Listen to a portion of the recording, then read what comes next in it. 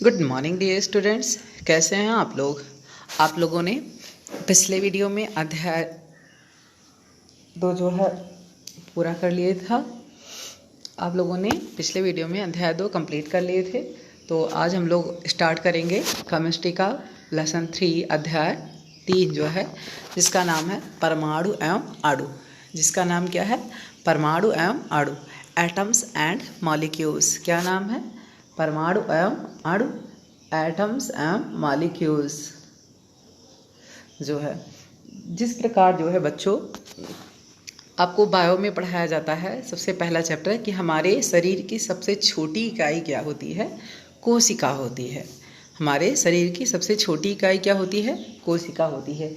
वैसे ठीक किसी तत्व की का सबसे छोटा पार्ट जो होता है, सबसे छोटा कण, वो क्या होता है जिससे मिलके तत्व बनता है? जैसे छोटी छोटी कोशिकाओं से मिलकर हमारा शरीर बनता है, वैसे छोटे छोटे कणों से मिलकर जो है क्या बनता है? हमारा तत्व बनता है। तो जो जिस छोटे कण से मिलके तत्व बनता है, मतलब उस पदार्थ तत्व के सबसे छोटे कण को ही हम क्या कहते हैं? परमाणु कहते हैं। तो आइए हम परमाणु के बारे में अध्ययन करेंगे। आज इस अध्याय में परमाणु और अणु के बारे में अध्ययन करेंगे। तो सबसे पहला हमारा टॉपिक है परमाणु। क्या है हमारा टॉपिक? परमाणु। तो आइए देखते हैं हम। ये हमारा परमाणु, यहाँ हम परमाणु की डेफिनेशन पढ़ेंगे तो, और परमाणु के गुण। तो ये पहला टॉपिक है हमारा परमाणु। क्या है? परमाणु। तो परमाणु में हम पढ़ेंगे परमाणु किसे कहते हैं? तो एटम्स, पदार्थ का वह अत्यंत सूक्ष्म कण जो किसी भी रासायनिक अपक्रिया में भाग लेता है। पदार्थ का वह अत्यंत सूक्ष्म कण जो किसी भी रासायनिक अपक्रिया में भाग लेता है परंतु स्वतंत्र अवस्था में नहीं रह सकता, परमाणु कहलाता है। ये तो परिभाषा से ही स्पष्ट है, पहले ही सेंटेंस से। अगर कि कोई किसी चीज़ में पार्टिसिपेट करेगा, कोई व्यक्ति या कोई पार्टिकल, तो स्वतंत्र कैसे हो सकता है? तो पदार्थ का वह सूक्ष्मतम कण जो किसी भी रासायनिक अपक्रिया में भाग लेता है परंतु स्वतंत्र अवस्था में नहीं रह सकता, परमाणु कहलाता है। हमारा नेक्स्ट टॉपिक है परमाणु के गुण। क्या है? परमाणु के गुण। तो परमाणु के गुण में हमारा पहला गुण है जो है, जिसमें से हमारा फर्स्ट पॉइंट है, पहला पॉइंट है परमाणु आकार में सूक्ष्म तथा उदासीन होते हैं। परमाणु आकार में सूक्ष्म तथा उदासीन होते हैं। हमारा पहला पॉइंट ये है कि परमाणु आकार में सूक्ष्म तथा उदासीन होते हैं और बहुत से तत्वों के परमाणु बहुत क्रियाशील होते हैं। बहुत से तत्वों के परमाणु बहुत क्रियाशील होते हैं और ये एकल परमाणु के रूप में, ये हमारा दूसरा पॉइंट है। ध्यान से देखिए कि बहुत से तत्वों के परमाणु, पहला हो गया हमारा कि परमाणु आकार में सूक्ष्म तथा उदासीन होते हैं, और दूसरा पॉइंट क्या हो गया हमारा कि बहुत से तत्वों के परमाणु बहुत क्रियाशील होते हैं। ये एकल परमाणुओं के रूप में नहीं रह सकते हैं, ये अणुओं के रूप में रहते हैं। कैसे रहते हैं? अणुओं के रूप में। जैसे हमारा हाइड्रोजन अणु हो गया, ऑक्सीजन और क्लोरीन अणु, H2O2 और Cl2 आदि। और हमारा तीसरा पॉइंट है कि कुछ तत्वों के परमाणु एकल परमाणु के रूप में होते हैं। कुछ तत्वों के परमाणु एकल परमाणु के रूप में होते हैं, जैसे हीलियम, नियान, आर्गन आदि। और हमारा फोर्थ पॉइंट है, हमारा चौथा पॉइंट है कि सभी ज्ञात परमाणुओं में से हाइड्रोजन परमाणु सबसे छोटा परमाणु है। सभी ज्ञात परमाणुओं में से हाइड्रोजन परमाणु सबसे छोटा परमाणु है। तो हमने इस टॉपिक में क्या पढ़ लिया? परमाणु, जिसमें आपको बताया गया कि पदार्थ का वह अत्यंत सूक्ष्म कण, पदार्थ का वह अत्यंत सूक्ष्म कण जो किसी भी रासायनिक अपक्रिया में भाग लेता है परंतु स्वतंत्र अवस्था में नहीं रह सकता, परमाणु कहलाता है। परमाणु के गुण में आपको बताया गया, पहला कि परमाणु आकार में सूक्ष्म तथा उदासीन होते हैं। दूसरा, बहुत से तत्वों के परमाणु बहुत क्रियाशील होते हैं और वो एकल परमाणु के रूप में नहीं रह सकते हैं। ये किस रूप में रहते हैं? अणुओं के रूप में रहते हैं, जैसे हाइड्रोजन, ऑक्सीजन, क्लोरीन आदि, क्लोरीन परमाणु आदि, मतलब H2O2, Cl2 एक्सेट्रा। और कुछ तत्वों के परमाणु एकल परमाणु के रूप में होते हैं, जैसे हीलियम, नियान, आर्गन आदि। और फोर्थ पॉइंट था हमारा, सभी ज्ञात परमाणुओं में से हाइड्रोजन परमाणु सबसे छोटा परमाणु है। तो आइए इसी क्रम में नेक्स्ट टॉपिक देखते हैं। हमारा नेक्स्ट टॉपिक है अणु। क्या है? अणु, मॉलिक्यूल्स। हमारा नेक्स्ट टॉपिक है अणु, जिसे हम लोग क्या कहते हैं? मॉलिक्यूल्स। इसमें आपको बताया गया है कि अणु पदार्थ का वह सूक्ष्मतम कण, देखिए ध्यान थोड़ा सा गलती हो गई है, कण को कर्ण लिख उठा है, इसे आप लोग सही कर लेंगे, का और आड़ा ही क्यों लिखेंगे, कण। पदार्थ का वह सूक्ष्मतम कण जो दो या दो से अधिक समान या भिन्न परमाणुओं के संयोजन से बनता है। पदार्थ का वह सूक्ष्मतम कण जो दो या दो से अधिक समान या भिन्न परमाणुओं के संयोजन से बनता है तथा अस्थायी रूप में रह सकता है, अणु कहलाता है। और इसे हम अपने शब्दों में भी बता सकते हैं कि अणु जो होता है हम कह सकते हैं कि वे पदार्थ जो परमाणुओं से मिलकर बनते हैं और स्वतंत्र अवस्था में रह सकते हैं। वे पदार्थ जो परमाणुओं से मिलकर बनते हैं और स्वतंत्र अवस्था में रह सकते हैं, उसे अणु कहते हैं। अणु की परिभाषा हम ऐसे भी लिख सकते हैं कि वे पदार्थ जो परमाणुओं से मिलकर बनते हैं और स्वतंत्र अवस्था में रह सकते हैं। अणु जो है हमारा स्वतंत्र अवस्था में नहीं रह सकता था, लेकिन परमाणु क्या है, स्वतंत्र अवस्था में रह सकता है।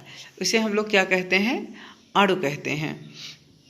और या फिर आप यही लिख लेंगे कि पदार्थ का वह सूक्ष्मतम कण जो दो या दो से अधिक समान भिन्न परमाणु के संयोजन से बनता है तथा अस्थायी रूप से रह सकता है, अणु कहलाता है। और अणु के गुण में हम पहला पॉइंट पढ़ेंगे। अणु के गुण में पहला पॉइंट है कि अणु बहुत अस्थायी होते हैं, और दूसरा पॉइंट है कि अणु स्वतंत्र अवस्था में रह सकते हैं। तीसरा पॉइंट है हमारा कि इसमें पदार्थ के सभी गुण उपस्थित होते हैं। और फोर्थ पॉइंट है हमारा तत्व के एक अणु में उपस्थित परमाणुओं की संख्या को परमाणुकता कहते हैं। तत्व के एक अणु में उपस्थित परमाणुओं की संख्या को परमाणुकता कहते हैं। आइए नेक्स्ट पॉइंट देखते हैं हम। हमारा नेक्स्ट टॉपिक है रासायनिक संयोग के नियम, रासायनिक संयोजन के नियम। तो लेवाइसिए एवं जोसेफ एल प्राउस्ट ने बहुत अधिक प्रायोगिक कार्यों के पश्चात जो है रासायनिक संयोजन के दो नियम दिए, जिसे रासायनिक संयोजन के नियम कहते हैं। जिसमें से ये दो नियम हैं। हम रासायनिक संयोग के या रासायनिक संयोजन के नियम निम्नलिखित हैं। इसमें 5 नियम है, लेकिन हमें हमारे सिलेबस में 2 ही नियम पढ़ना है। जिसमें से पहला है द्रव्यमान संरक्षण या द्रव्य अविनाशता का नियम, means law of conservation of mass, और इंडिस्ट्रक्टिबिलिटी ऑफ मैटर्स, मीन्स द्रव्यमान संरक्षण या द्रव्य अविनाशता का नियम। और दूसरा नियम है हमारा स्थिर या निश्चित अनुपात का नियम। हमारा द्रव्यमान या द्रव्य अविनाशता, द्रव्यमान संरक्षण या द्रव्य अविनाशता का नियम है आपका कि द्रव्यमान संरक्षण के नियम का प्रतिपादन एम.बी. लोमोनोसो ने सन 1756 ईस्वी में किया था। इसकी लेवाजिए तथा लैंडोर्ड आदि वैज्ञानिकों ने पुष्टि की थी। इस नियम के अनुसार, इसे आप ब्लैक पेन से लिख लेंगे, जो मेन स्टेटमेंट है, द्रव्य अविनाशी है, द्रव्य को ना तो उत्पन्न किया जा सकता और ना ही नष्ट किया जा सकता है। अतः किसी भी अपक्रिया में भाग लेने वाले पदार्थों का कुल द्रव्यमान तथा रासायनिक अपक्रिया के फलस्वरूप बनने वाले पदार्थों का कुल द्रव्यमान समान होता है।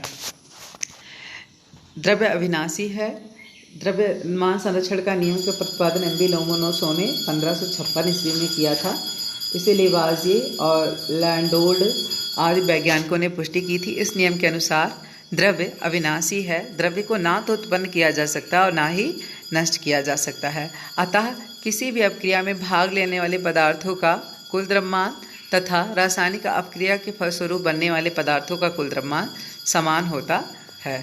आइए इसी क्रम में नेक्स्ट पॉइंट देखते हैं।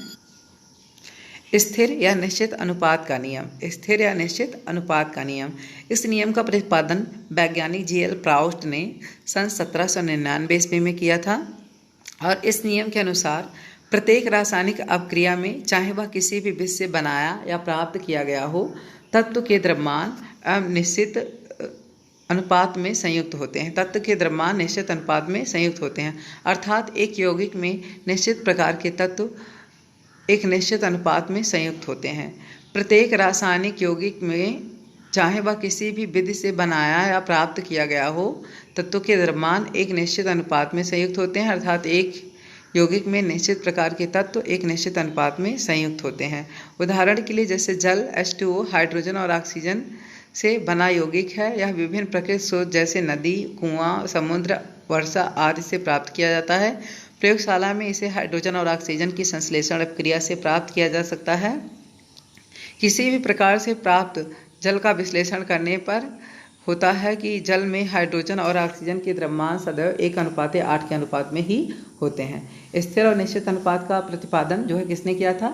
तो इस नियम का प्रतिपादन J.L. प्राउस्ट ने सन 1799 ईस्वी में किया। इस नियम के अनुसार प्रत्येक रासायनिक यौगिक में, चाहे वह किसी भी विधि से बनाया या प्राप्त किया गया हो, तत्वों के द्रव्यमान निश्चित अनुपात में संयुक्त होते हैं, अर्थात एक यौगिक में निश्चित प्रकार के तत्व एक निश्चित अनुपात में संयुक्त होते हैं। आप ये सारे डेफिनेशंस और एग्जाम्पल्स इसके लिख लेंगे। नेक्स्ट वीडियो में आपको इन पर आधारित आंकिक प्रश्न बताए जाएंगे। अगर किसी बच्चे को किसी टॉपिक में कहीं कोई दिक्कत होगी तो उसे कॉल करके और मैसेज करके पूछ सकता है। तो आज का हम अपना टॉपिक यहीं समाप्त करते हैं। धन्यवाद।